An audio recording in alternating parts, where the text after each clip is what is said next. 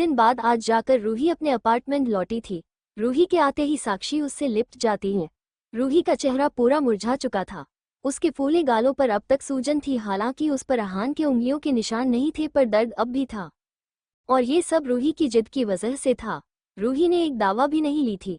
साक्षी रूही की हालत देखते हुए उस पर सवालों को बारिश कर देती है। साक्षी रूही को लेकर उसके रूम में जाती है और उसे बेड पर बिठाते हुए खुद भागते हॉल में चली जाती हैं और जाकर रूही के लिए खाने के लिए ले आती हैं। रूह ले, पहले तू खाना खा, फिर हम बात करेंगे। कितनी कमजोर दिख रही है तू, चल खा ले। साक्षी रूही के पास खाने की प्लेट लेकर बैठते हुए बोली। रूही ने अब तक एक वर्ड भी अपने मुंह से नहीं बोला था। रूही बस चुपचाप एक टक साक्षी को अपनी फिक्र करते देख रही थी। कहा उसका मंगेतर जो 4 सालों से उसके साथ था, भले वो इंडिया से बाहर था, पर था तो रूही का। उसने रूही को कहीं का नहीं छोड़ा था। उसने अपने मतलब के लिए रूही की इज्जत तक दाव पर लगा दी। और एक साक्षी जिसे रूही से मिले 4 दिन हुए थे, वो एक परिवार की तरफ उसकी केयर कर रही थी। रूही की आंखें आंसुओं से झिलमिला रही थी। साक्षी खाने की एक बाइट रूही की तरफ बढ़ाते हुए बोली, ठीक है तू खुद से मत खा, मैं तुझे खिला देती हूँ। पर रूही खाने की जगह साक्षी से लिपटकर जोर जोर से रोने लगती है। रूही का अपना कोई नहीं था जिसे वो अब अपना कह सके या जिससे वो अपना दर्द बांट सके। पर साक्षी को देख रूही अपने अंदर उमड़ते जज्बातों को रोक नहीं पाती और अपने दर्द को आंसुओं के जरिए बाहर निकालने लगती है। पर साक्षी रूही को इस कदर रोता देख बहुत घबरा जाती है, क्योंकि रूही को उसने इतना कमजोर नहीं देखा था। रूही से जब वो मिली थी तब ही रूही ने कॉलेज के सबसे घमंडी लड़के अच्छे से सबक सिखाया था। पर आज रूही को देख साक्षी बहुत ज्यादा परेशान हो जाती है। साक्षी रूही को चुप करवाते हुए उससे पूछती है, रूह तू इतना रो क्यों रही है? मुझे बताना, शायद मैं तेरी कोई हेल्प कर सकूं। पर रूही बिना कोई जवाब दिए बस रोए जा रही थी। काफी देर तक रूही रोते रहने के बाद शांत होती है। साक्षी रूही कल अच्छे से बेड पर बिठाते हुए उसके आंसू पोंछ उसके हाथों को अपने हाथों में थाम कर रूही कल देखते हुए बोली, चल अब बता बात क्या है। रूही पहले साक्षी के चेहरे को देखती है, जिस पर परेशानी साफ साफ नजर आ रही थी। रूही आगे बढ़ साक्षी के गोद में सिर रखते हुए साक्षी को सब कुछ बता देती है जो जो उसके साथ हुआ। जैसे जैसे साक्षी रूही की बात सुन रही थी, उसकी आंखें गुस्से से लाल होती जा रही थी। आई कांट बिलीव कि कोई पैसों के लिए इस हद तक गिर सकता है। रूह, वो कमीना तुझे डिजर्व ही नहीं करता है। उसके लिए तो वो शालू ही ठीक है। साक्षी गुस्से से अपने दांत पिसते हुए बोली। फिर रूही के छोटे से चेहरे को अपने हाथों में भर रूही के गालों को सहलाते हुए बोली, और जिसे तेरी कदर नहीं है तो उसके लिए क्यों अपने आंसू बहा रही है? मम, चल अब चुप हो जा। साक्षी रूही के बालों को सहलाते हुए उसे समझा रही थी। साक्षी को गुस्सा तो बहुत आ रहा था, पर वो रूही की तकलीफ को भी समझने की कोशिश कर रही थी। आखिर कौन लड़की अपने मंगेतर को अपनी बहन की बाहों में देखना पसंद करेगी? कोई लड़की कैसे बर्दाश्त करे कि वो जिसके साथ शादी के सपने देख रही है, वो उसे उसी के बहन के साथ मिलकर धोखा देगा? साक्षी रूही लो बेड से नीचे उतारते हुए बोली, चल तू अब उन धोखेबाजों और बंदरों के बारे में सोचना बंद कर। चल हम शॉपिंग पर चलते हैं, घर के कुछ सामान भी ले आएंगे और घूम भी लेंगे। रूही का जाने का बिल्कुल भी मन नहीं था। वो जैसे ही कुछ बोलने को होती है, साक्षी उसे खींचते हुए बाथरूम में छेड़ते हुए बोली, कोई ना नुको नहीं, हम चल रहे हैं बस, तू जल्दी से चेंज करके आ। साक्षी बाहर से बाथरूम का दूर बंद करते हुए बोली। बाथरूम का दूर जैसे ही बंद होता है, साक्षी के चेहरे के एक्सप्रेशन तुरंत बदल जाते हैं। साक्षी की आंखों में आंसू आ जाते हैं। साक्षी गुस्से से अपने दांत पिसते हुए, ये तुमने बिल्कुल भी अच्छा नहीं किया विशाल कपूर। तुम्हें मेरी दोस्त के हर आंसू के कर्ज उतरने होंगे। अगर मैंने तुम्हें अपनी रूह के लिए तड़पाया नहीं ना तो मेरा नाम भी साक्षी मल्होत्रा नहीं। साक्षी की आंखें पूरी लाल हो गई थी। साक्षी रूही के कमरे से निकल अपने रूम में आ जाती है। उसके आंसू जो अब तक उसने अपनी आंखों में रोक रखे थे, वो अब बह के उसके गालों पर आ जाते हैं। थोड़ी देर बाद साक्षी रेडी होकर खुद को नॉर्मल कर रूही के रूम में जाती है। रूही भी रेडी हो चुकी थी। रूही ने ब्लैक कलर की full sleeve one piece dress पहना था। रूही उस ड्रेस में बहुत प्यारी लग रही थी। रूही फाउंडेशन से अपने लाल हुए गालों को छिपाकर हल्की पिंक कलर की लिपस्टिक लगा के रेडी हो चुकी थी। उसने अपने बालों की पोनी बना रखी थी। साक्षी एक नज़र रूही को देखती है, उनके बास उसे छेड़ते हुए बोली, ओएमजी रूह बेबी, अगर आप ऐसे ही कातिल बनकर जाएंगी तो आज तो पक्का मॉल में कईयों के कत्ल होंगे। इतना बोल साक्षी हंसने लगती है। वही साक्षी की बातें सुना रूही के चेहरे पर भी मुस्कान आ जाती है। रूही साक्षी के सिर पर टपली मारते हुए बोली, बहुत ज्ञान है तुझे इस सब के बारे में। साक्षी अपने सिर को सहलाते हुए अपना मुंह बनाते हुए बोली, यार तूने मेरी हेयर स्टाइल खराब कर दी। तू अकेले सुंदर दिखना चाहती है, इसलिए तूने मुझे बंदरिया बना दिया। रूही साक्षी की बातें सुन अपनी आंखें रोल करते हुए बोली, नौटंकी कहीं की, चल चुपचाप। रूही साक्षी को खींचते हुए बाहर ले जाते हुए बोली। साक्षी और रूही दोनों मॉल चले जाते हैं। साक्षी मॉल में आते ही फर्स्ट फ्लोर से पहले घर के लिए सामान खरीदती हैं। उसके बाद वो और रूही ऊपर की फ्लोर पर चली जाती हैं। अहान का ऑफिस। अहान आज परी को अपने साथ लेकर आया था। अहान अपना काम कर रहा था और परी सामने वाले सोफे पर बैठी आईपैड में कार्टून देख रही थी। अहान के कैबिन का दूर नोक होता है। अहान जो पूरा काम में मग्न था, वो एक नज़र दूर की तरफ देखता है। कमीन, अहान अपनी कोल्ड वॉइस में बोला। अहान की परमिशन पाते ही डोर ओपन होता है और राघव अंदर आता है। राघव अंदर आते एक फाइल अहान के सामने करते हुए बोला, प्रेसिडेंट ये रही उस डील की फाइल। इसके इन्वेस्टर्स आपसे यहाँ मिलना चाहते हैं। राघव अहान को उस जगह का पता देख अहान की रजामंदी लेकर कैबिन से बाहर चला जाता है। राघव के जाने के बाद अहान अपनी आंखें बंद कर अपना सिर पीछे की सीट से टिका लेता है। शाम 4 बजे अहान परी को देखता है, जिसने पूरे सोफे को अपने चॉकलेट से गंदा कर दिया था। यहाँ तक कि उसके फेस पर भी चॉकलेट लगे थे। अहान परी को सोफे से उठा अपनी गोद में लेते हुए बोला, प्रिंसेस ये आपने किया है। अहान परी को सोफे की तरफ इशारा करता है। परी अहान के बात कर एक बार अपनी टिमटिमाती आंखों में सोफे को देखती है। उसके बाद अहान को देखते हुए अपने छोटे छोटे दांत अहान को दिखा देती हैं। अहान परी की इस हरकत पर अपना सिर हिलाते हुए उसे लेकर बाथरूम में चला गया। बदमाश, अहान खुद से ही बुदबुदाया। अहान परी को लेकर बाथरूम में आया और परी को वॉश बेसिन के बगल में बिठा एक टॉवल को भिगाता है और उससे परी के चेहरे को साफ करता है और परी को लेकर कैबिन में आता है। अहान परी को अमन के साथ विला भेजने की सोचता है, क्योंकि अब वो अपनी मीटिंग के लिए जा रहा था और उसे कितनी देर लगने वाली थी वो नहीं जानता था, इसलिए वो परी को भेजने का सोचता है। पर जैसे ही वो परी को अमन की गोद में देने लगता है, परी कसकर अहान को पकड़ लेती है। परी चिल्लाने लगती है, डैडी, पर अहान को नहीं छोड़ती। अहान अपने आगे के दांतों को किटकिटाते हुए घूरकर अमन को देखती है, जो उसे ले जाने के लिए तैयार था। परी अपने जिनजान से अहान से चिपकी थी। अहान परी को यूं अमन को घूरता देख मुस्करा देता है, क्योंकि पारी अपनी बड़ी बड़ी टिमटिमाती आंखों से अमन की ऐसे घूर रही थी जैसे अमन उसका जानी दुश्मन हो। अहान मुस्कराते हुए परी को लेकर कैबिन से निकल जाता है। वही अमन जो उनके पीछे था, वो कुछ ही बड़बड़ाते हुए बोला, ये दोनों बाप बेटी एक जैसे हैं। ये पिद्दी सी शैतान बस देखने में ही क्यूट है, बाकी तो ये पूरे अपने पिता पर ही गई है। पता नहीं इसकी माँ कैसी होगी। अमन बड़बड़ाते हुए पीछे पीछे चल रहा था, क्योंकि अमन नहीं जानता था कि परी की माँ कौन है, क्योंकि परी अचानक ही अहान की जिंदगी में आई और जब वो आई थी तब वो मुश्किल से 10 दिन की होगी, क्योंकि परी को किसी ने अहान के पुराने विला के दूर पर छोड़ा था और अहान उसी वक्त इत्तेफाक से अहान विला आया था। अहान ने जब एक बच्ची को अपने विला कर बाहर यूं बास्केट में देखा तो तुरंत जाकर उस बच्ची को उस बास्केट बाहर निकाला। उस बच्ची के साथ कुछ पेपर भी थे, जिसे अहान के अलावा किसी ने देखा। आज तक किसी को नहीं पता कि उस पेपर में क्या था, जिसे देखने के बाद अहान सीधा उस छोटी सी बच्ची को अपने बाहों में लेकर विला के अंदर चला गया। उस दिन के बाद ना तो अहान ने उस बच्ची से रिलेटेड कुछ जानने की कोशिश की और ना ही उसकी माँ के बारे में। तब से आज तक वो बच्ची अहान के साथ है। अहान उस बच्ची को अपनी जान से भी ज्यादा चाहता है। ये बात राघव और अमन से ज्यादा कोई नहीं जानता। उन दोनों ने अहान को अपना काम छोड़ रात रात भर परी के लिए जागता देखा है। जब जब परी रोती अहान पूरा घर सिर पर उठाकर तांडव करना शुरू कर देता था। अहान की माँ उन्हें भी परी के बारे में कुछ नहीं पता, पर अहान को परी के साथ इतना हंसता खेलता देख उन्होंने भी अहान से परी को लेकर कोई सवाल नहीं किया, क्योंकि उन्होंने अपने बेटे को अपनी आंखों के सामने फूल से पत्थर बनते देखा था। उनके लिए तो यही काफी था कि उनका बेटा एक बच्ची के साथ खुलकर जी रहा है। अहान परी को लेकर कार में बैठ अल्फ्रेस्को रेस्टोरेंट में अपनी मीटिंग के लिए निकल गया। परी अब भी अहान से दूर होने का नाम नहीं ले रही थी। अहान ने जब परी को जबरदस्ती खुद से दूर करने की कोशिश की तो परी अपने छोटे छोटे दांतों को अहान के हाथों में चुभा देती है।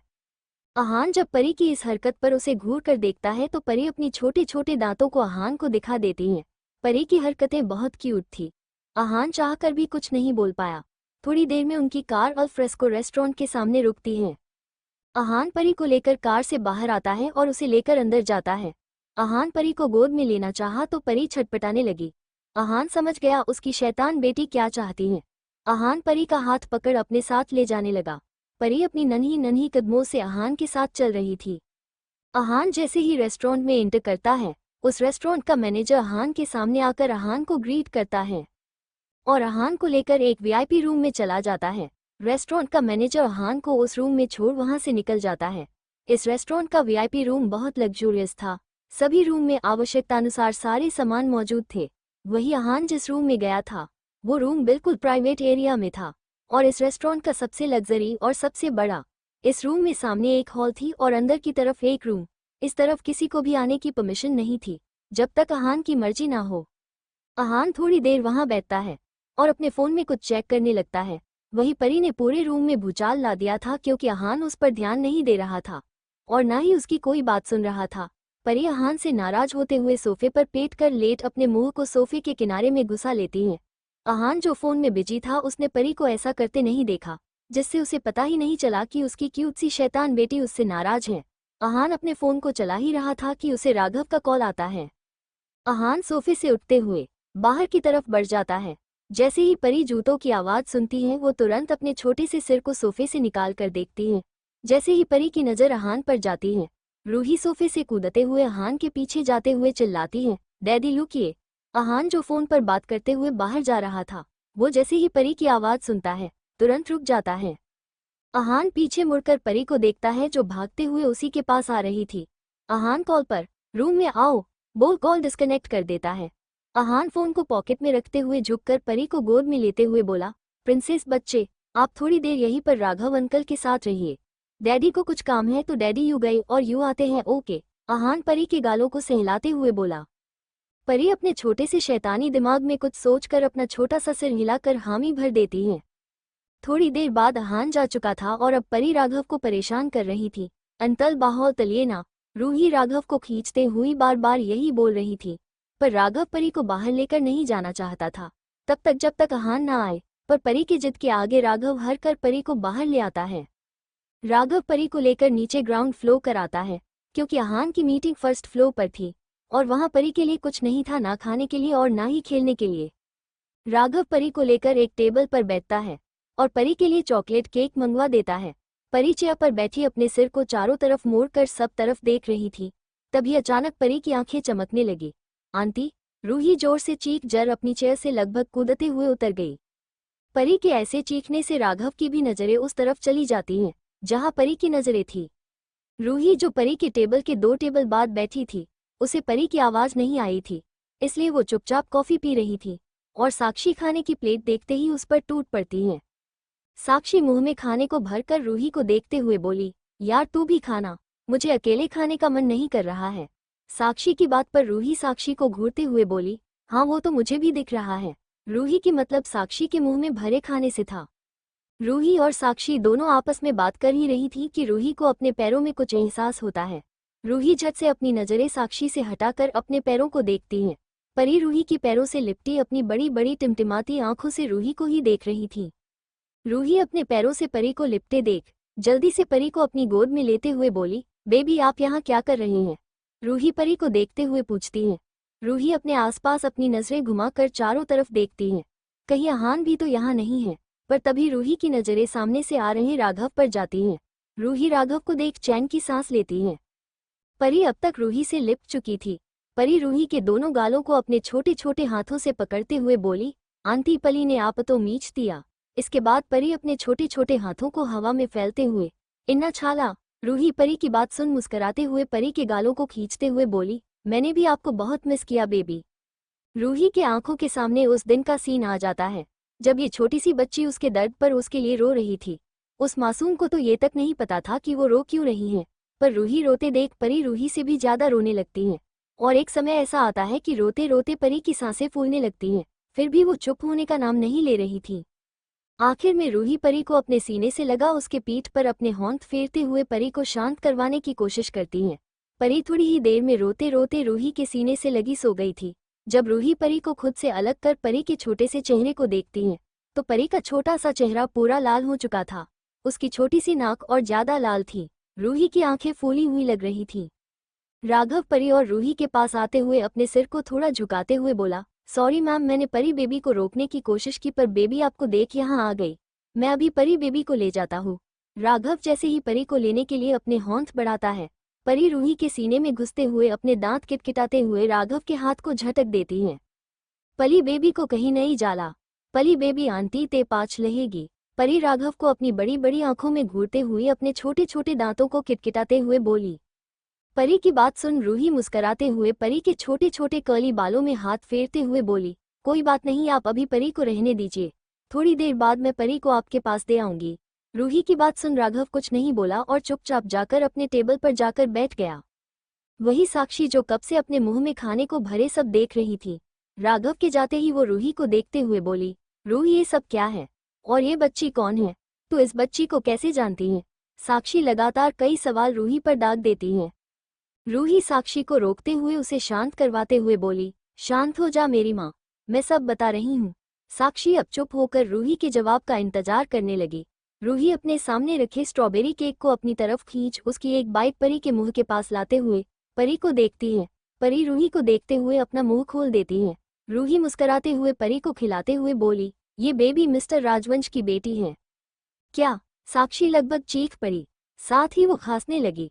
रूही जल्दी से साक्षी को पानी पिलाते हुए उसे डांटते हुए बोली, ये क्या है, तो आराम से नहीं खा सकती है, अभी कुछ हो जाता तो। साक्षी रूही की डांट खाकर शांत हो गई। साक्षी अब चुपचाप बैठ गई, क्योंकि अब वो नहीं चाहती थी कि फिर से उसे कोई झटका लगे और दोबारा खाना उसके गले में अटके। तू इस बच्ची को कैसे जानती है? साक्षी रूही को देखते हुए उससे पूछती है। रूही साक्षी के इस सवाल पर कुछ नहीं कहती, क्योंकि उसने उस रात उसके और अहान के बीच जो हुआ था वो उसने साक्षी को नहीं बताया था। रूही साक्षी को खाने की प्लेट की तरह इशारे करते हुए बोली, तू खाना खा, हम इस बारे में घर जाकर बात करेंगे। साक्षी रूही को देख चुप रहकर खाने लगी, क्योंकि वो रूही को ज्यादा फोर्स नहीं करना चाहती थी और रूही ने खुद कहा है कि वो उसे घर जाने के बाद बताएगी तो वो बाद में सब बता देगी। साक्षी अब रूही और परी को देखते हुए अपना फोन निकालती है और चुपके से परी और रूही की क्यूट क्यूट सी पिक्चर क्लिक कर लेती हैं।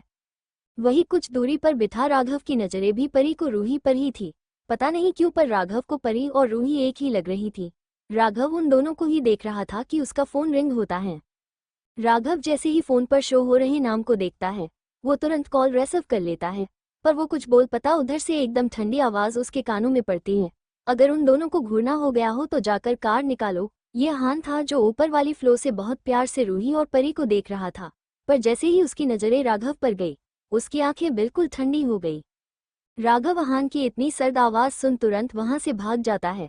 वही रूही परी को केक खिलाकर उसके छोटे से चेहरे को टिश्यू से साफ कर उसे लेकर खड़ी होती है और परी को अपनी चेयर और बिठाते हुए बोली, बेबी आप यही बैठिए, आंटी यू गई और यू आई, तब तक इनसे बातें कीजिए। रूही साक्षी की तरफ इशारा करते हुए बोली और खुद वहां से चली गई। रूही वॉशरूम के दूर से जैसे ही अंदर गई उसे डोर लॉक होने की आवाज आई। रूही चौंक कर जैसे ही पीछे मुड़कर देखती है, सामने वाले शख्स को देख रूही की बड़ी बड़ी आंखें और बड़ी की जाती हैं। रूही अपने सामने अहान को खड़े देख पीछे हटते हुए गुस्से से बोली, आप यहाँ क्या कर रहे हैं? अहान बिना कुछ बोले रूही को उसकी कमर से पकड़कर अपने पास खींच अपने सीने से लगा लेता है। रूही अहान के सीने से लगते ही खुद को छुड़ाने के लिए छटपटाने लगती है, पर अहान की पकड़ बहुत मजबूत थी, रूही खुद को छुड़ा नहीं पा रही थी। अहान रूही को उसी तय गले लगाए हुए बोला, कहाँ चली गई थी तुम? तुम्हें पता भी है मैंने तुम्हें कहाँ नहीं ढूंढा पर तुम मुझे नहीं मिली, और आज सुबह मुझे पता चला कि तुम अपने अपार्टमेंट आई हो। अहान रूही को अपने आगोश में भरते हुए बोला। रूही जो छटपटा रही थी उसने छटपटाना बंद कर दिया। रूही के आंखों के सामने उस दिन की नज़ारा घूमने लगा। रूही गुस्से से अपनी पूरी ताकत कर अहान को खुद से दूर धकेलते हुए उससे दूर हो जाती है। अहान जो इसके लिए तैयार नहीं था वो लड़खड़ाते हुए 2 कदम पीछे हो जाता है। अहान जैसे ही सीधा होता है एक जोरदार थप्पड़ उसके गालों पर पड़ती है। अहान का चेहरा बिल्कुल डार्क हो जाता है।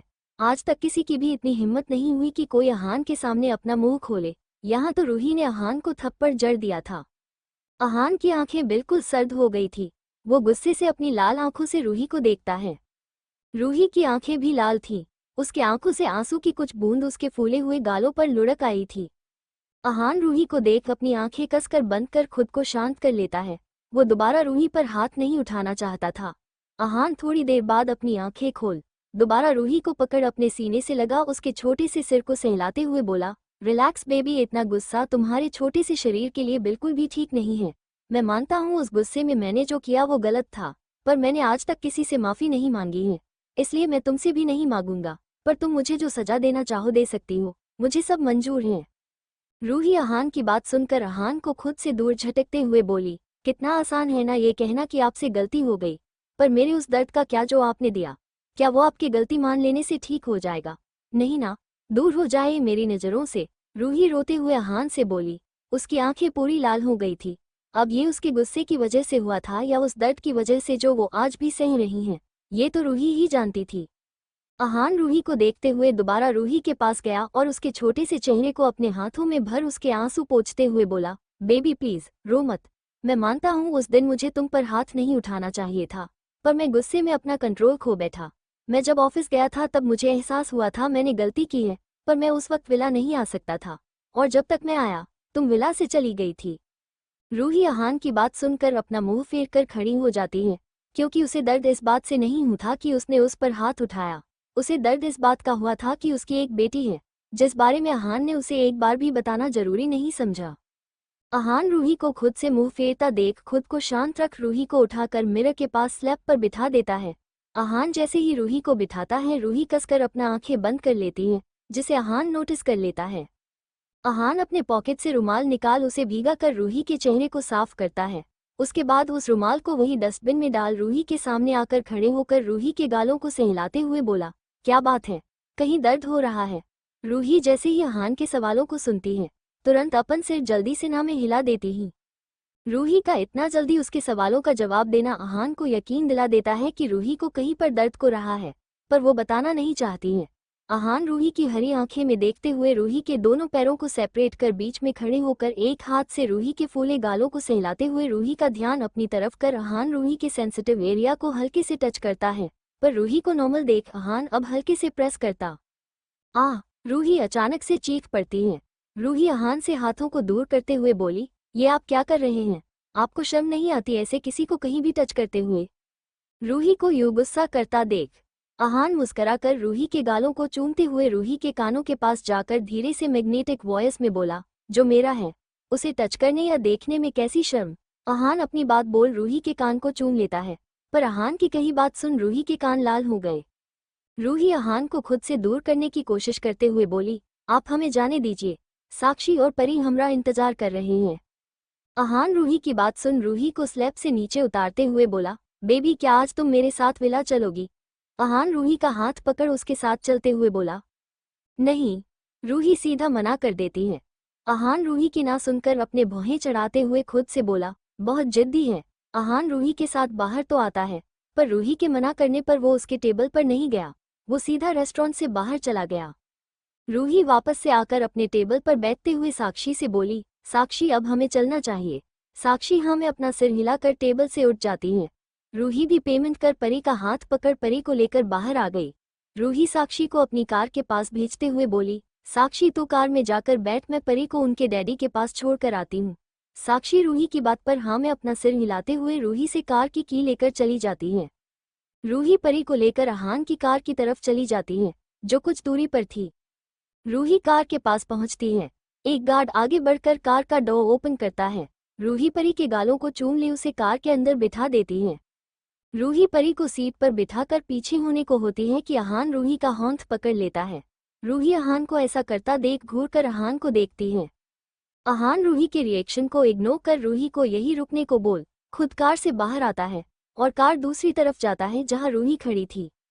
अहान रूही के सामने आकर रूही को उसकी कमर से पकड़ सीने से लगाते हुए बोला, अपार्टमेंट जाकर रेस्ट करना, मैं रात को तुमसे मिलता हूँ। अहान रूही के बालों को सहलाते हुए बोला। रूही जो चुपचाप अहान के सीने से लग गई थी, वो जैसे ही अहान की बात सुनती है, अपना सिर अहान के सीने से निकाल अहान की तरफ देखते हुए बोली, आप रात को मुझसे मिलने क्यों आएंगे? और मैंने अभी तक आपको माफ नहीं किया है, जो आप मुझे ऑर्डर से रहे हैं। अहान रूही के बातों को सुन झुककर रूही के होठों को चुमते हुए बोला, आई नोन बेबी कि तुमने मुझे माफ किया है या नहीं, और तुम बोलती बहुत हो। अहान रूही की आंखों में देखते हुए रूही के होठों को सहलाते हुए बोला। रूही चिढ़ते हुई अहान को खुद से दूर करने हुए बोली, मैंने आपके जैसा खड़ूस आदमी अपनी जिंदगी में नहीं देखा हो। बोलते हुए रूही तमतमाते हुए वहां से भाग गई। अहान रूही को यूं चिढ़ता देखते मुस्कुरा देता है। उसके बाद वो कार में बैठ वहां से निकल जाता है। वही अहान के गार्ड वो शुरू से अहान के साथ 24 तारांकन साथ रहे हैं। उन सभी ने आज से पहले अहान को कभी किसी लड़की के साथ ऐसे नहीं देखा था। उन्हें तो अब पूरा यकीन हो चुका था, हो ना हो अब उनके बॉस और उनके बिजनेस पर इसी एक लड़की का राज होगा। रूही का अपार्टमेंट। रूही और साक्षी दोनों अपार्टमेंट आकर अपने अपने रूम में फ्रेश होने चले जाते हैं। कुछ देर बाद दोनों फ्रेश होकर चेंज कर बाहर आकर हॉल में सोफे पर बैठ जाती हैं। रूही कल से जिसका चेहरा मुरझाया हुआ लग रहा था, अभी उसका चेहरा खिला खिला लग रहा था। तभी साक्षी रूही की तरफ देखते हुए बोली, रूह अब तू मुझे बता कि तुम्हें मिस्टर राजवंश की बेटी को कैसे जानती है, क्योंकि आज तक तो उनकी शादी की कोई बात कभी बाहर नहीं आई है और तू कह रही है कि उनकी बेटी है। साक्षी के सवाल से रूही होश में आती है, जो अपनी ही ख्यालों में गुम न जाने क्या खिचड़ी पका रही थी। रूही साक्षी की तरफ देखते हुए बोली, दुनिया का सबसे बड़ा बिजनेस, उनके लिए अपनी शादी को छुपाना कौन सी बड़ी बात है। और रही बात उनकी बेटी की, तो मुझे नहीं लगता कि परी उनकी बेटी नहीं है, क्योंकि दोनों में बहुत सी सिमिलैरिटीज हैं। परी मिस्टर राजवंश की ही बेटी है, मैं पूरे यकीन के साथ कह सकती हूँ, क्योंकि वो जिस तरह से और जिस हद तक अपनी परी के लिए पॉसेसिव है, उस हद तक एक पिता ही अपनी बेटी के लिए हो सकते हैं। साक्षी रूही की बात पर अपने सिर को हिलाते हुए बोली, वो सब तो ठीक है, पर तू उन्होंने कैसे जानती है? क्योंकि मैंने जितना उनके बारे में पढ़ा है, उन्होंने मीडिया से दूर रहना ही पसंद है। वो तो साल में उनकी 1-2 फोटो मैगजीन में प्रिंट होती हैं, वो भी तब जब बिजनेस से रिलेटेड कुछ होता है। साक्षी को इतना सब इसलिए पता था क्योंकि वो बिजनेस से रिलेटेड सारी न्यूज को देखती और पढ़ती है। रूही साक्षी की बात पर अपने कंधे उचकाकर मुंह बनाते हुए बोली, मुझे इतना सब नहीं पता। उसके बाद रूही साक्षी को बताती है कि वो कैसे हान और परी को जानती है। साक्षी जैसे जैसे रूही की बात सुन रही थी, उसकी आंखें हैरानी से फैलती जा रही थी। रूही की बात जैसे ही खत्म होती है, साक्षी लगभग चिल्लाते हुए बोली, रूह इतना सब हो गया और तू मुझे अब बता रही है?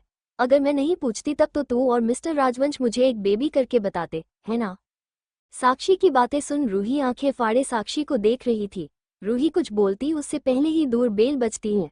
रूही साक्षी को घूरते हुए, जा जाकर देख कौन है। साक्षी अपना मुंह बनाते हुए देखने चली जाती है। साक्षी डोर ओपन करती है, पर बाहर खड़े इंसान को देख उसकी आंखों में गुस्सा भर आता है, पर वो कुछ रिएक्ट नहीं करती है। साक्षी दूर से हट साइड में खड़ी हो जाती है। विशाल साक्षी को देख स्माइल करता है और अंदर आ जाता है। विशाल अपार्टमेंट के अंदर आते ही रूही को देखता है, जो हॉल में सोफे पर बैठी थी। रूही को देख विशाल जल्दी से रूही के पास जाता है और रूही को उसी तरफ बैठे हुए में ही हक कर लेता है। बेबी, तुम पार्टी से अचानक कहाँ चली गई थी? तुम्हें पता है मैं कितना परेशान हो गया था। मैंने तुम्हें पूरी रात पागलों की तरह ढूंढा पर तुम नहीं मिली। मैं तुम्हें देखने अपार्टमेंट भी आया था, पर तुम यहाँ भी नहीं थी। विशाल रूही को उसी तरफ हक किए हुए बोला। साक्षी, जो विशाल और रूही से कुछ दूरी पर खड़ी थी, वो जलती निगाहों से विशाल को देखते हुए खुद से बोली, विशाल के बच्चे, तुम पूरी रात पागलों की तरह रूह को ढूंढोगे क्यों नहीं? आखिर उसे बेचकर तुम्हें अच्छे खासे पैसे जो मिल रहे थे। रूही विशाल की बात सुन मुस्कराते हुए साक्षी की तरफ देखती है, जो उसे ही घूर रही थी। रूही साक्षी की आंख मारते हुए विशाल से बोली, वो मैंने उस रात शायद ड्रिंक कर ली थी, इसलिए मैं पार्टी से निकल अपने फ्रेंड के साथ बाहर आ गई। मैंने काफी देर तक तुम्हारा वेट किया, पर जब तुम नहीं आए तो मुझे उसके साथ जाना पड़ा। ये सब बोलते वक्त रूही की चेहरे पर एक शैतानी मुस्कान थी, जो सिर्फ साक्षी देख सकती थी। रूही विशाल को खुद से अलग करते हुए बोली, अब मुझे नींद आ रही है, मैं सोने जा रही हूँ। इतना बोल रूही बिना विशाल की तरफ देखे अपने रूम की तरफ बढ़ गई। विशाल रूही की बात सुन उसे रोकते हुए बोला, बेबी इतनी जल्दी? अभी तो सिर्फ 8 ही बजे हैं। विशाल अपनी रीस्ट वॉच में टाइम देखते हुए बोला। रूही विशाल को देख अपने दांत पिसते हुए खुद से बोली, तो अब ये क्या चाहता है कि जैसे ही रात रात भर जागकर अपनी रातें रंगीन करता है, मैं रात भर जागकर उसे देखती रहूं? रूही को गुस्सा तो आ रहा था, पर उसने उसे जाहिर नहीं होने दिया। रूही झूठी मुस्कान अपने चेहरे पर लाते हुए बोली, वो क्या है ना, आज हम शॉपिंग पर गए थे और बहुत थक गए हैं, इसलिए सोने जा रही। विशाल रूही की बात सुनकर हाँ में अपनी सिर हिला देता है। ओके बेबी, जाओ तुम रेस्ट करो, मैं कल तुमसे आकर मिलता हूँ। इतना बोल विशाल अपार्टमेंट से चला गया। रूही और साक्षी विशाल के जाते ही एक दूसरे को देखते हैं, उसके बाद दोनों के चेहरे पर शैतानी हंसी आ जाती है। साक्षी दूर लॉक कर हॉल में आते हुए बोली, रूह क्या सोचा है तूने इस लंगूर के लिए? अभी इसे भ्रम में ही रहने देते हैं कि मुझे कुछ नहीं पता है, बाकी जब टाइम आएगा तो तुम्हें खुद पता चल जाएगा। इतना बोल रूही अपने रूम की तरफ बढ़ जाती है। अरे रूह, डिनर तो कर ले। साक्षी रूही को रूम में जाते देख बोली, मुझे भूख नहीं है साक्षी, तुम डिनर कर लो। इतना बोल रूही अपने रूम में चली जाती है। रूही रूम के अंदर एंटर करती है कि कोई उसे झटके से अपने करीब खींच लेता है। पहले तो रूही घबरा गई, पर जैसे ही वो अपने सामने खड़े शख्स को देखती है, उसके होठों पर छोटी सी स्माइल आ जाती है। रूही अहान के बाहों से निकलने की कोशिश करते हुए बोली, आप मेरे रूम में क्या कर रहे हैं और आप आए कैसे? अहान रूही के सवालों को इग्नोर कर उसे अपनी गोद में उठाकर बाथरूम की तरफ ले जाते हुए बोला, बेबी इससे पहले कि मैं अपना आपा खो दूं और तुम्हें हट कर दूं, इससे पहले तुम खुद को अच्छे से साफ करो। इतना बोल अहान रूही को बाथटब में फेंक देता है। रूही इसके लिए बिल्कुल तैयार नहीं थी। अहान के उसको बाथटब में फेंकते ही उसकी चीख निकल गई। हालांकि उसे चोट नहीं आया था, पर वो अभी नहाने की मूड में बिल्कुल भी नहीं थी। वो अभी कुछ देर पहले ही तो शावर लेकर बाहर गई थी। अब रूम में आते ही अहान उसे बाथटब में फेंक देता है। रूही गुस्से से तमतमाते हुए अहान को अपनी बड़ी बड़ी आंखों से घूरते हुए बोली, ये क्या बदतमीजी है मिस्टर राजवंश। रूही अभी जितने गुस्से में थी, अहान इससे कई ज्यादा गुस्से में था। अहान रूही की बात सुन कसकर अपनी आंखें बंद कर लेता है, जैसे खुद को कंट्रोल करने की कोशिश कर रहे हो। अहान बिना कुछ बोले रूही के करीब जाता है और वहीं बाथटब के किनारे बैठ रूही की बॉडी से उसके कपड़े रिमूव करने लगा। रूही अहान को ऐसा करता देख जल्दी से अहान के हाथों को पकड़ उसे रोकने की कोशिश करते हुए बोली, ये आप क्या कर रहे हैं? अहान रूही के इस तरह रोकने से अपनी भूरी आंखें से रूही को घूरते हुए अपने कोल्ड वॉइस में बोला, बेबी अगर तुम नहीं चाहती कि तुम्हें दर्द ज्यादा बर्दाश्त करना पड़े तो अब एक और वर्ड तुम्हारे मुंह से नहीं निकलना चाहिए, अंडरस्टूड? रूही अहान का रवैया देख बहुत घबरा गई थी। फिर भी रूही अहान को देखते हुए धीमी आवाज में बोली, पर हुआ क्या है? मैंने कुछ समय पहले ही शावर लिया है, फिर आप मुझे दोबारा क्यों नहीं ला रहे हैं? अहान के पारा अब काफी चढ़ चुका था, जिससे उसकी आंखें अब लाल होने लगी थी। तुम्हें मेरी कही बात एक बार में समझ नहीं आ रही? अहान का लहजा बहुत डरावना था। रूही अब चुप हो जाती है, क्योंकि वो समझ चुकी थी वो जितना बोलेगी अहान उतना ही ज्यादा गुस्सा होगा। उसके बाद गुस्से में ना जाने वो क्या कर जाए। रूही अहान के हाथों को छोड़ देती है और अपनी आंखें बंद कर लेती है। अहान रूही के हाथ छेड़ते ही रूही की बॉडी से उनके सारे कपड़े रिमूव कर देता है। अहान रूही की पूरी बॉडी को अपने हाथों को रगड़ रहा था, जैसे पता नहीं रूही में कितनी गंदगी चिपकी हो। कुछ समय बाद अहान रूही को एक टॉवल में लपेट अपनों बाहों में लिए बाहर आता है। रूही पूरे तरीके से अहान की बाहों में समाई हुई थी। अहान रूही को धीरे से बेड पर बिठाता है और खुद बाथरूम जाकर एक टॉवल लाकर रूही के आगे बेड के पास खड़े होकर रूही के गिले बालों को सुखाने लगता है। रूही का पूरा चेहरा लाल था। रूही अहान के कमर से लगी अहान के शर्ट को अपनी मुट्ठी में भरे सुबक रही थी। अहान रूही के बालों को सहलाते हुए रूही को देखता है जो उसकी कमर से लिपट कर सुबक रही थी। अहान रूही की छोटे से सिर को अपने हाथों में भरे ऊपर कर रूही के लाल हो चुके छोटे नाक पर किस करते हुए बोला, बेबी अब रोना बंद करो, किसने कहा था तुम्हें उससे लिपटने को? रूही अपना मुंह फुलाते हुए अहान को खुद से दूर धकेल बेड पर लेट जाती है और खुद को पूरा सिर तक कवर कर लेती है। अहान रूही को देख मुस्कुराते हुए ब्लैंकेट के ऊपर से ही रूही की पीठ पर थपकी देते हुए बोला, बेबी ये तुम्हारी पनिशमेंट है, आगे से तुम खुद उससे दूर रहोगी। रूही अहान की बात सुन अपना छोटा सा सिर ब्लैंकेट से बाहर निकल अहान के हाथों को देखती है जो उसके बैग को सहला रहे थे। रूही अहान के उस हाथ पकड़ उस पर जोर से काट लेती है। अहान हल्की सी आह के साथ अपने हाथ को रूही से दूर कर लेता है। रूही अहान को देखते हुए बोली, देखा दर्द हुआ ना? मैंने आपको कितनी बार कहा कि मैंने विशाल को हग नहीं किया, उसने मुझे हग किया था, पर आपने एक नहीं सुनी और मुझे किसी जले बर्तन की तरह पूरा घिस दिया। रूही बोलते हुए जोर जोर से रोने लगती है, भले ही उसकी आंखों से आंसू नहीं निकल रहे थे। अहान रूही को देख खुद से बोला, एक नंबर की ड्रामेबाज है। अहान रूही के सिर को सहलाते हुए बोला, अच्छा ठीक है, चलो अब सो जाओ। इतना बोल अहान लाइट ऑफ कर रूम में एक डीम लाइट ऑन कर रूही को बेड पर लिटा देता है। बेड पर लिटाने के बाद अहान अपने पॉकेट से कुछ निकलता है और रूही के बगल में बैठ जाता है। अहान अपना हाथ बढ़ा ले रही कर टॉवल को उसकी बॉडी से रिमूव कर देता है। रूही अहान को ऐसा करते ही ब्लैंकेट में घुसते हुए बोली, ये आप अब क्या करने की सोच रहे हैं? रूही घूर कर अहान को देखती है। अहान रूही को देखते हुए, एक वर्ड भी अब तुम्हारे मुंह से नहीं निकलना चाहिए बेबी, वरना। अहान अपनी बात बीच में ही छोड़ देता है। रूही अहान के उसे धमकाने से घूर कर अहान को देखती है, पर कुछ कहती नहीं है, क्योंकि उसे अपने सामने बैठे पागल आदमी का कोई भरोसा नहीं था कि वो कब क्या कर दे। रूही 2 बार खुद ही अहान के पागलपन को देख चुकी है। अहान रूही की छोटी सी बॉडी को ब्लैंकेट से बाहर निकलता है और अपने हाथों में रखी ट्यूब को अहान रूही की पूरी बॉडी को स्कैन करता है। रूही की पूरी बॉडी पर अब वो निशान हल्के हल्के मौजूद थे जो उसने उसे नशे की हालत में दिया था। अहान रूही को अपने करीब कर रूही की थाई को अपने थाई पर रख रूही के पैरों को हल्का सा मोड़कर अलग करता है। अहान की नज़र रूही के सेंसिटिव एरिया पर जाती है।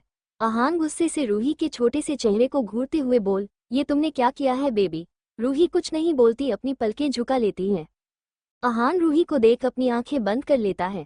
ये लड़की अगर ऐसी ही रही तो मुझे डर है, कहीं ये मेरे हाथों ही स्वर्ग यात्रा ना कर ले, अहान अपने मन में बोलता है। अहान अपनी आंखें खोल ट्यूब से दावा निकाल रूही के सेंसिटिव एरिया पर हल्के से हाथ फेर धीरे धीरे दावा लगाने लगता है। वही रूही अहान के टच से अंदर तक सिहर गई थी। उसे ऐसा लग रहा था जैसे उसके पेट में तितलियां उड़ रही हो। रूही अपनों आंखें बंद किए ब्लैंकेट को अपनी मुट्ठी में भींच खुद को शांत रखने की कोशिश करने लगी। रूही की सांसें भारी हो रही थी, पर वो अपनी बॉडी को मूव करने की हिम्मत नहीं कर रही थी। रूही की मुंह से हल्की सी दर्द भरी आह निकल जाती है। अहान जो रूही को दावा लगा रहा था, वो रूही की आवाज सुन रुक जाता है। अहान रूही को देखता है, जो अपनी बड़ी बड़ी आंखों से उसे ही देख रही थी। मुझे अब जलन हो रहा है, रूही रोने जैसी शकल बनाकर अहान से बोली। दर्द तो होगा ही, किसने कहा था इतना जिद्दी होने के लिए? मैंने कब तुम्हें मेडिसिन दी थी तो तुमने उसे ली क्यों नहीं? देखो कैसे रेड हो गए हैं, अगर इन्फेक्शन हो गया होता तो।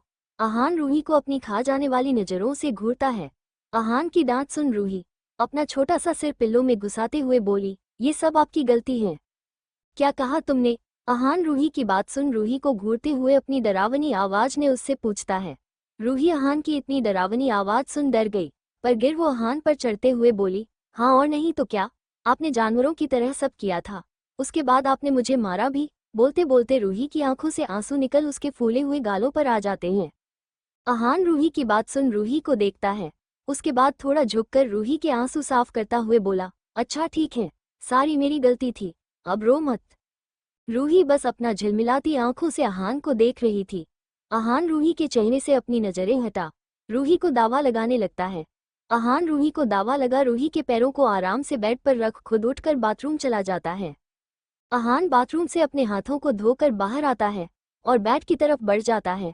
अहान बेड के पास पहुंच अपने शर्ट के बटन खोलने लगता है। अहान शर्ट खोलकर वही सोफे पर फेंक देता है, उसके बाद अपनी पैंट भी उतार देता है।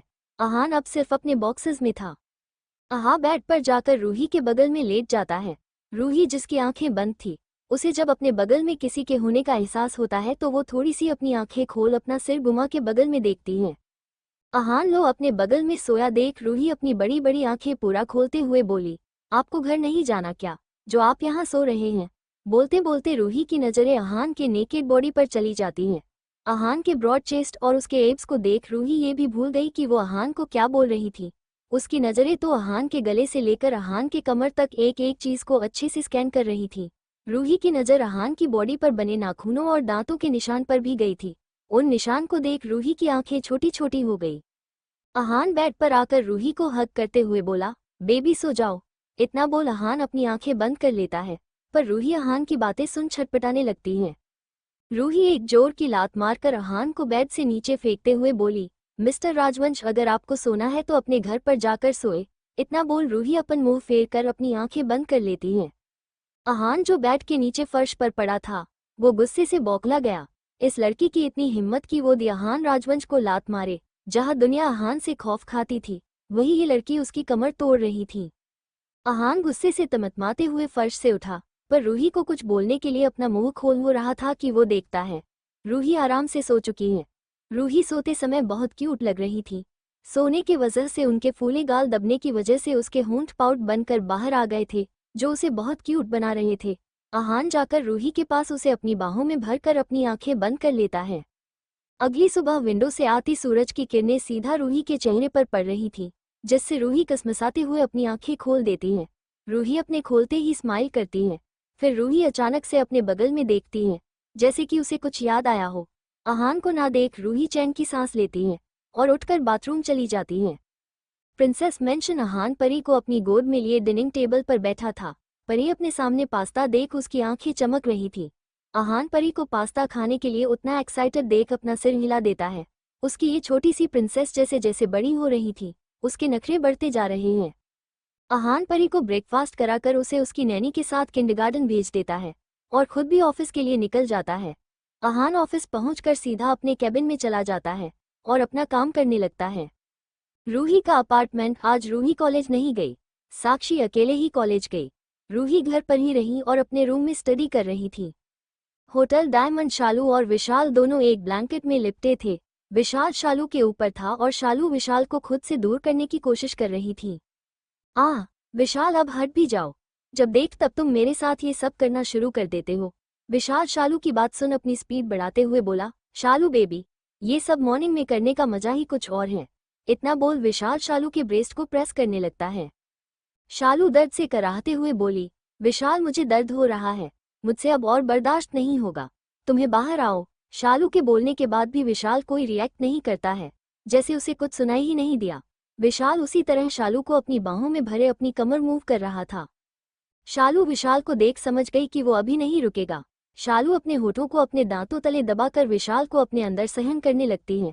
विशाल सुबह से ही नहीं बल्कि रात से शालू के साथ ये सब कर रहा है, जब से वो रूही के अपार्टमेंट से रूही से मिलकर आया था। शालू रात से ही कई बार विशाल को रोकने की कोशिश करती है, पर विशाल की स्ट्रेंथ के आगे वो कुछ नहीं थी। विशाल उसके दोनों हाथों को उसके सिर पर दबा उसके होठों को चूमते हुए जबरदस्ती उसके पैरों को अलग जबरदस्ती शालू में इंटर करता है। लगभग 1 घंटे बाद विशाल एक तेज झटके के साथ शालू के ऊपर ही लेट जाता है। शालू की हालत बहुत खराब हो गई। विशाल को झेलते झेलते थोड़ी देर शालू के ऊपर ही रहने के बाद विशाल उठकर बाथरूम में चला जाता है।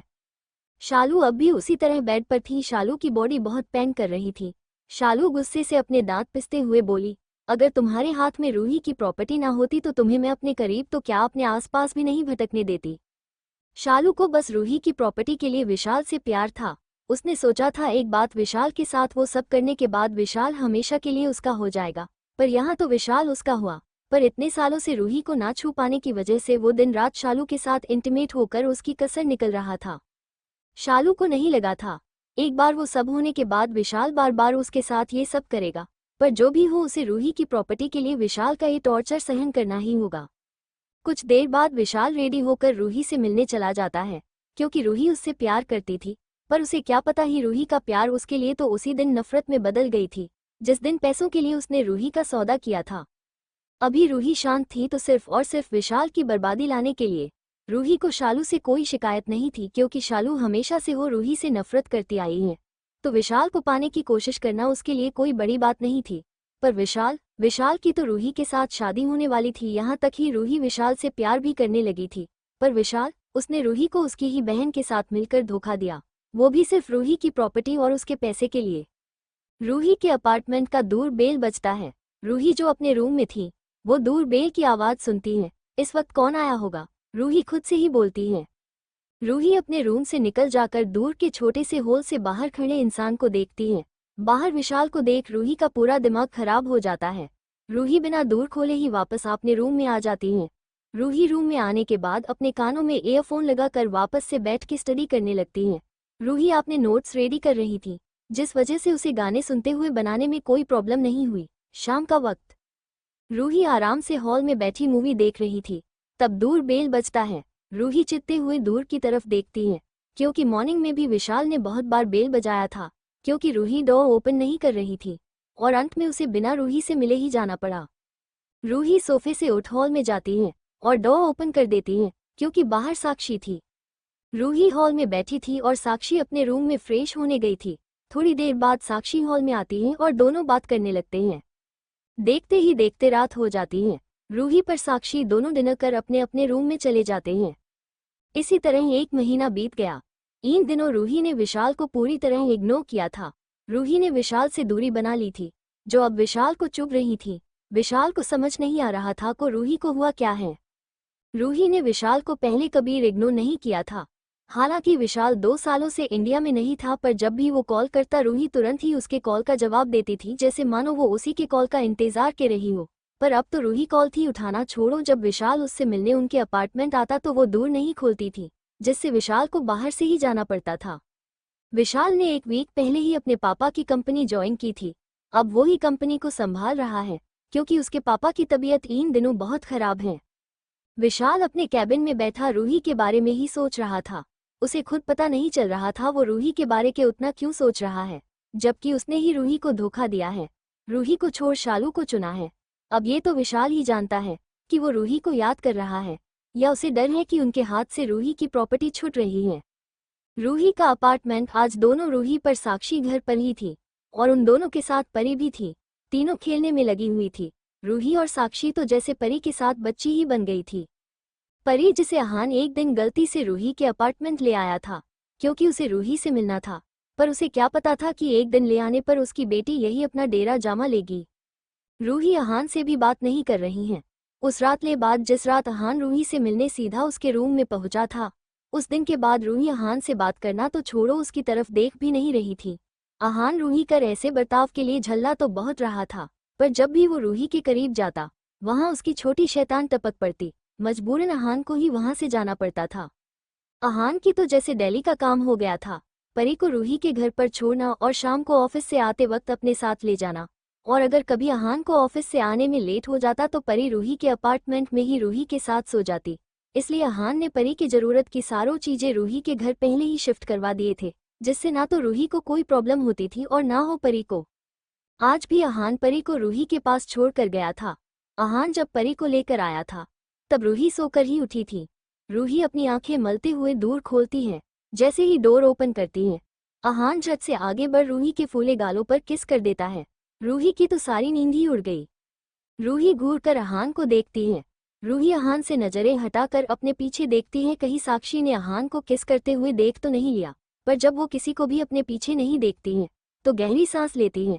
परी अहान के कंधे पर सिर रखकर अपनी आंखें बंद किए हुए थी, मतलब परी ने कुछ नहीं देखा था। रूही अपना हाथ बढ़ाकर जैसे ही परी को लेने को होती है, अहान रूही को रोकते हुए धीरे से बोला, बेबी थोड़ी देर प्रिंसेस को सुला दो, क्योंकि आज जल्दी उठ गई है। पर अगर नींद पूरी नहीं होगी तो पूरे दिन चिड़चिड़ करेगी। रूही अहान की बात सुन हाँ में अपना सिर हिलाकर परी को अपनी गोद में ले लेती है। परी रूही के गोद में जाते ही रूही की क्लीवेज में अपना छोटा का चेहरा घुसा लेती है। रूही परी को लेकर अपने रूम में चली जाती है। अहान भी रूही के पीछे चला जाता है। चूंकि अभी सुबह के 6 बज रहे थे, इसलिए साक्षी भी अभी सो रही थी। रूही परी को बेड पर लेटा कर जैसे ही सीधा होती है, अहान रूही को पीछे से अपनी बाहों में भर लेता है। रूही अहान के हग करते ही अपनी आंखें बंद कर लेती है। अहान रूही के पेट पर अपने हाथ लपेटते हुए बोला, बेबी क्या हुआ है तुम्हें? तुम मुझसे दूर क्यों भाग रही?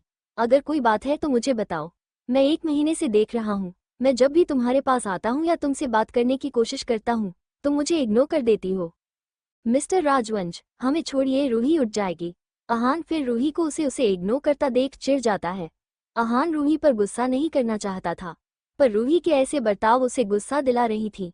अहान रूही को अपनी बाहों में उठा बाथरूम में चला जाता है ताकि परी उठे ना। अहान रूही को बाथरूम में लाकर उसे मिरर के सामने बिठाते हुए खुद उनके दोनों पैरों के बीच खड़े होते हुए बोला, बेबी तुम क्यों हमेशा मुझे गुस्सा दिलाती हो? अहान रूही के फूले हुए गालों को सहला रहा था।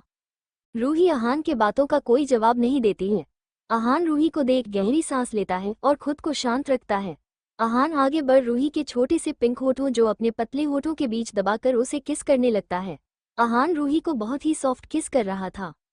लगभग 10 मिनट किस करने के बाद जब अहान को लगता है कि रूबी को सांस लेने में दिक्कत हो रही है, जाकर वो रूही से अलग होता है।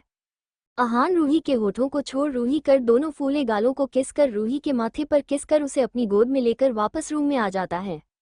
रूही ने अब तक कुछ नहीं कहा था जो अहान को बेचैन कर गई थी। अहान रूही को परी के बगल में लेटा कर उसे और परी दोनों को ब्लैंकेट से कवर कर दोनों के माथे को चूम कर रूही के गालों को सहलाते हुए बोला, थोड़ी देर और सो जाओ, अभी बहुत सुबह है, और अपना और प्रिंसेस का ख्याल रखना। मैं शाम को आकर तुमसे मिलता हूँ, ओके? इतना बोल अहान रूम से निकल गया। क्योंकि उसे बहुत इंपॉर्टेंट मीटिंग अटेंड करनी थी, इसलिए वो आज इतनी सुबह सुबह परी को रूही के पास लेकर आ गया था। अहान के जाने के बाद रूही परी को अपनी बाहों में समेट के दोबारा सो जाती है। रूही जो अभी पारी के साथ खेल रही थी, उसे बार बार सुबह की बातें याद आ रही थी। पूरा दिन रूही और परी का यूं ही निकल जाता है। शाम को तीनों सोफे पर बैठकर टीवी देखते हुए स्नैक्स खा रहे थे। अपार्टमेंट का दूर बेल बजता है। रूही उठने को होती है। पहला पारी के गोद में होने की वजह से साक्षी रूही को बैठने को बीपीएल खुद देखने चली जाती है। बेबी तुम्हें हुआ क्या है? तुम मुझे अवॉइड करने की कोशिश कर रही हो? ये कहते हुए विशाल अंदर आ रहा था। वही रूही जिसकी चेहरा अभी खिला हुआ था, वो विशाल की आवाज सुनते ही गुस्से से अपन आंखें बंद कर लेती है। विशाल आकर रूही के पास सोफे पर बैठते हुए रूही को देखने लगता है। रूही विशाल को अपने सामने बैठते देख अपने चेहरे पर झूठी मुस्कान लाते हुए बोली, क्या बात है, आपको कुछ बात करनी थी? रूही का सवाल सुन विशाल रूही को घूरता है। ये तुम कैसे बात कर रही हो? मुझसे पहले तो तुम ऐसे कभी बात नहीं करती थी, तुम्हें हो क्या गया है? विशाल रूही को देख थोड़ा गुस्सा होते हुए बोला। रूही का दिल कर रहा था अभी के अभी सारी सच्चाई विशाल को बताकर विशाल को धक्के मारकर बाहर निकल दे। पहला इसमें वो मजा नहीं मिलता रूही को जो वो चाहती थी। रूही विशाल को देखते हुए झूठ का नाटक करते हुए बोली, ऐसी कोई बात नहीं है, वो मेरी तबीयत थोड़ी खराब थी इसलिए मैं इतने दिनों से मिल नहीं पाई। विशाल ये सुन कि रूही की तबीयत खराब है, विशाल तुरंत रूही के चेहरे को छूते हुए बोला, क्या हुआ है बेबी, तुमने? विशाल इससे आगे कुछ बोलता हॉल में एक जोरदार चीख गूंजती है। सभी का ध्यान उस तरफ जाता है जहां से ये चीख निकली थी। परी जो अब तक टुकुर टुकुर दोनों को देख रही थी, उसे भले ही दोनों की बातें कुछ समझ न आ रही हो, पर जैसे ही विशाल रूही को हाथ लगाता है, परी जोर से चीखते हुए विशाल के हाथों को अपने नन्हे नन्हे हाथों से पकड़कर खींचने लगती है और रूही के चेहरे से हटाने लगती है। परी के ऐसे रिएक्शन की किसी को उम्मीद नहीं थी। रूही विशाल का हाथ अपने चेहरे से हटाते हुए परी को शांत करवाते हुए परी की पीठ को रब करने लगती है। परी अपनी टिमटिमाती आंखों से विशाल को घूरते हुए बोली, मैं डैडी तो बता दूंगी, आप तो ईच आंतल ने तच दिया।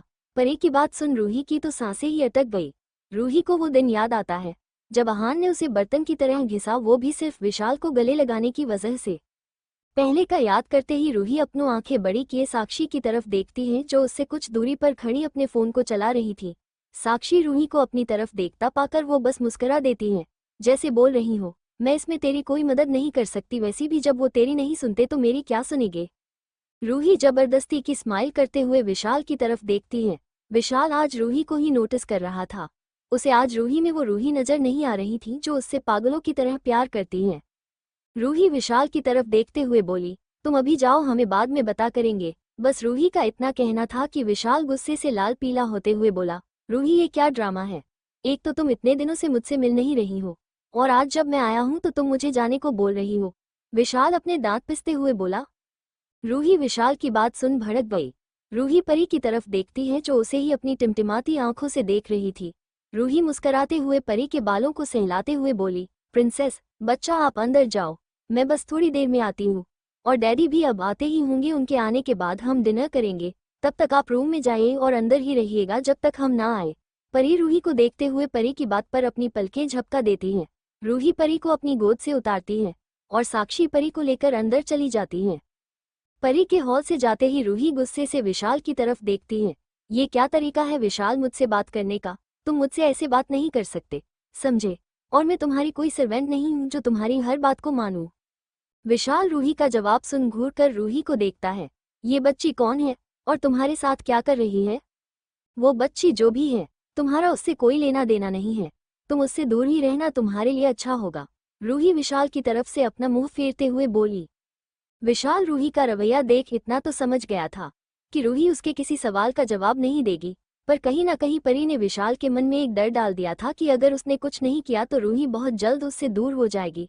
और रूही और परी की बातें सुनने के बाद तो उसे ये बात खटक गया था, क्योंकि जिस तरह परी रूही को उसके हाथ लगाते ही चिल्लाई थी और जिस तरह परी और रूही एक दूसरे से बात कर रहे थे, ये उसके समझने के लिए काफी था। भले ही रूही को बच्चे पसंद हैं, पर वो बहुत जल्दी बच्चों से घुल मिल जाती हैं। पर जिस तरह रूही और परी थी, ये विशाल को कोई नॉर्मल बॉन्ड नहीं लग रहा था।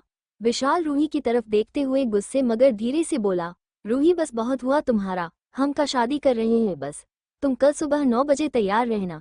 इतना बोल विशाल बिना एक भी पल रुके बिना वहां से सीधा निकल गया।